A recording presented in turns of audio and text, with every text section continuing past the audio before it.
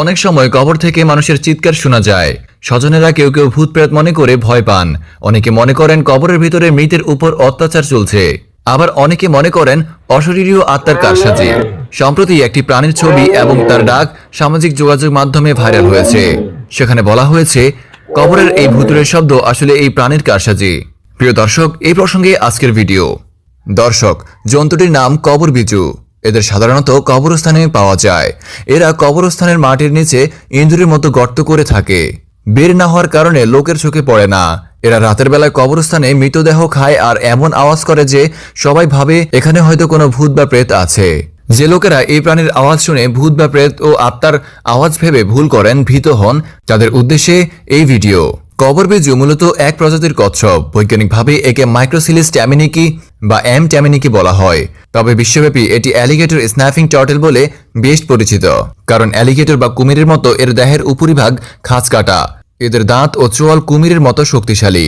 19 শতকের গোড়ার দিকে ডাচ প্রাণীবিদ জ্যাকোর ট্যামিনিকি প্রাণীটিকে শনাক্ত করেন। তার নামানুসারে এর বৈজ্ঞানিক নামকরণ করা হয়। স্যালিড্রাইট প্রজাতির এই কচ্ছপের বাস উত্তর আমেরিকায়, বিশেষ করে যুক্তরাষ্ট্রের মিষ্টি প্রাণীর জলাশয়গুলোতে এর বাস।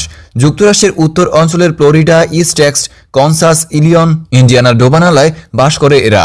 তবে ডিম পাড়ার সময় নারী প্রজাতির সঙ্গে খোলা মাঠে বাস করে তারা। যুক্তরাষ্ট্রের বাইরে এই প্রজাতির কচ্ছপ খুব বেশি দেখা যায় না।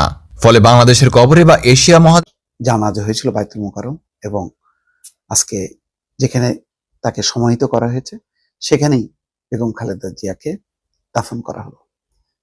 দুটার মধ্যে ব্যবধান অনেক, কিন্তু অনেকটা মিল আছে। তার মানে জিয়ার, মরহুম জিয়ার পরে বেগম খালেদা জিয়া, খালেদা জিয়ার পরে এখন যাত্রা শুরু করলো তারেক রহমান, উত্তরসূরি। সেই কারণে এটা আসলে শেষ না, শুরু। কিন্তু নতুন করে যে একটা অধ্যায় শুরু হলো, সেই অধ্যায়টার শেষ কোথায় সেটা হচ্ছে খুব গুরুত্বপূর্ণ। জিয়াউর রহমান খুব সফলভাবে তার অধ্যায়টা শেষ করেছেন। মৃত্যুটা মর্মান্তিক ছিল, কিন্তু নির্মম ছিল, কিন্তু জনগণের ভালোবাসাও আবার স্পর্শ করতে পেরেছিলেন তিনি।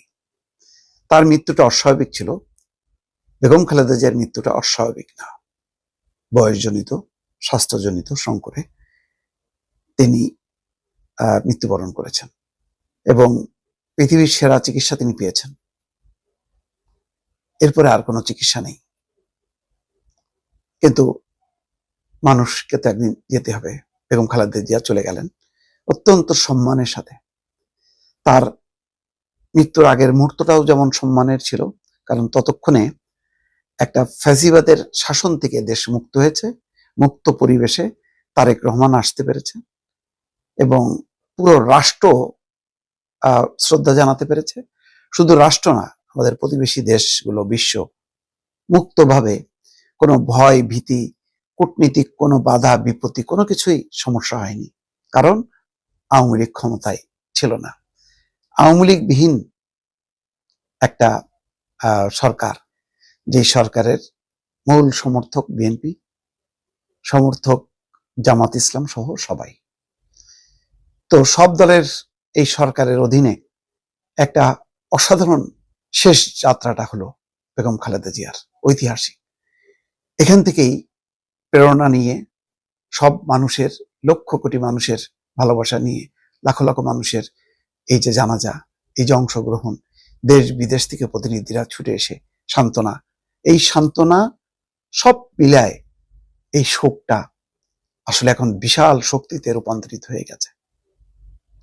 তারেক রহমান সেই শক্তিতে নিশ্চয়ই বলীয়ান হবে এবং বাংলাদেশের রাজনীতির যেই ধারাটা বিএনপির এখন, জ্ঞানভিত্তিক রাষ্ট্র সমাজ গঠন, শান্তি, নিরাপত্তা, ঐক্য, এই পয়েন্টগুলোকে সামনে রেখে যদি দেশকে এগিয়ে নিতে পারেন, আমি মনে করব বিএনপির এক স্তর থেকে আরেক স্তর, জিয়াউর রহমানের একটা স্তর, তারপরে বেগম খালেদা জিয়ার একটা স্তর, এখন তারেক রহমানের নেতৃত্বে আরেকটা স্তর, সেই স্তর পাড়ি দিতে হবে।